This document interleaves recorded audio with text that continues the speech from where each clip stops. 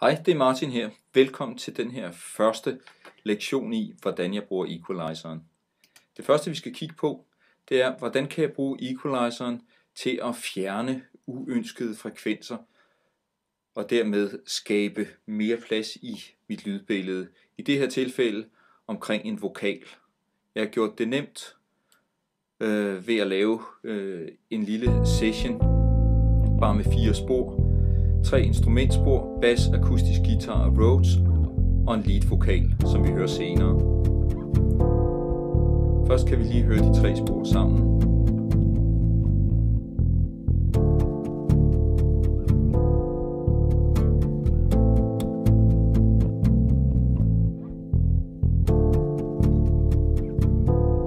Som I måske kan høre, så har de her 3 spor temmelig meget frekvensregister til fælles, hvilket vi også kan se om lidt, når vi leger med equalizeren. Og derfor vil jeg prøve at tynde lidt ud i det. De fleste instrumenter har en masse informationer liggende i forskellige steder i frekvensregistret, hvor der egentlig ikke er noget, som skal bruges fra det pågældende instrument. Det vil jeg prøve at fjerne i første omgang for at skabe lidt mere luft og plads. Vi starter med bassen.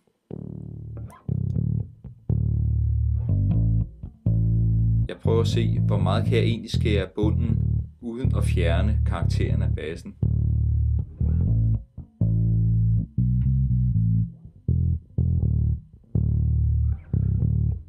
Og hvor meget kan jeg skære af toppen.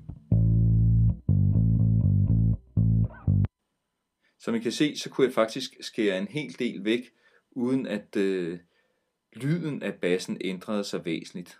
Nu prøver jeg at give Rhodeset den samme tur. Først prøver jeg at lytte på bunden med min parametriske equalizer.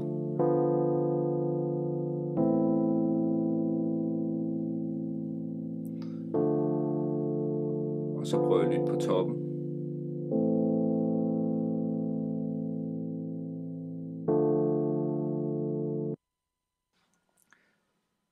Nu kan jeg lige prøve en gang at høre de 2 her sammen, og så vil jeg efterfølgende prøve at høre guitaren og se, hvordan lyder den i sammenhæng med de 2 andre.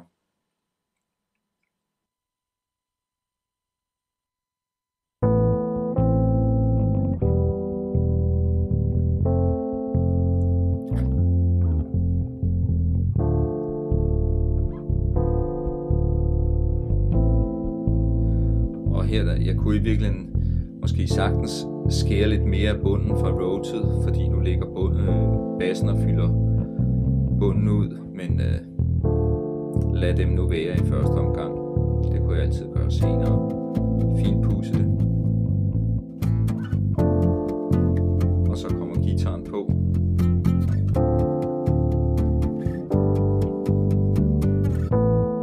Og så prøver jeg at skære bunden her.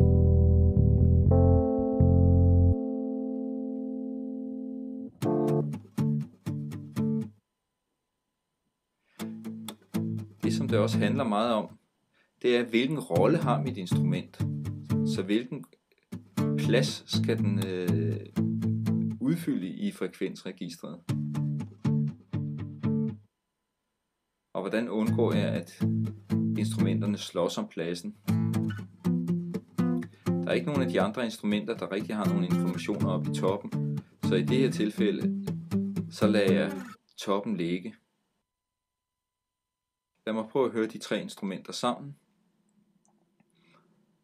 Og prøve at høre det både med equalizeren og med equalizeren bypasset. Når equalizeren er oppe i toppen af blå, så er den bypasset.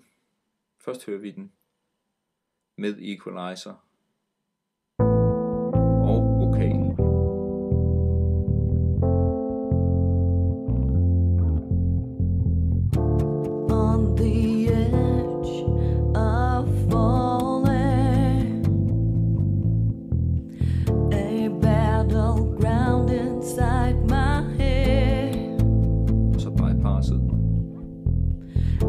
Tried to run, but I was crawling.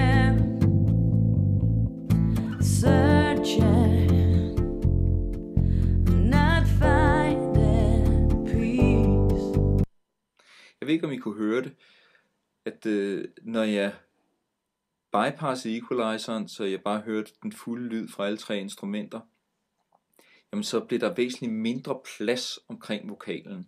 Lige nu har jeg kun 3 instrumenter.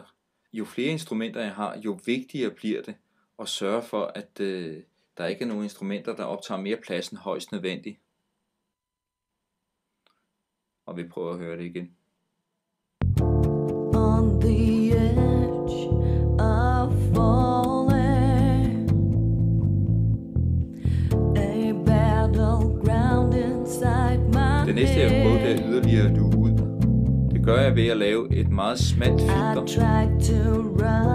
I det her øjeblik tilfælde på low-siden. Jeg kører igennem frekvensregistret og prøver at finde de frekvenser, der generer vokalen mest. On the edge of falling, a battleground inside my Og derefter fjerner jeg dem. I tried to run, but I was crawling, searching, Uden EQ not finding peace. og med. On the edge of falling, a battleground inside my Nu gør jeg det head. sammen med guitaren. I tried to run, but I was crawling, searching,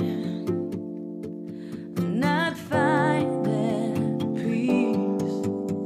Jeg prøver helt op fra toppen On af the frekvensregistret. edge of falling, Kører stille og roligt nedad. a battleground inside my head. I tried to run, but I was crawling, searching, not finding peace. On the edge of falling, Her der var noget at hente. a battleground inside my Lidt ned med head. den. I tried to run, but I was crawling, Så lad os høre det i sammenhæng. searching, not finding peace. On the edge Uden of EQ. falling, a battleground inside my head. Og med. I tried to run, but I was crawling, searching, Jeg ved ikke, om I kunne fornemme, at not med EQ'en, finding. jamen så får jeg simpelthen skabt mere luft og plads omkring min vokal. Så god fornøjelse. Jeg vender tilbage med flere lektioner.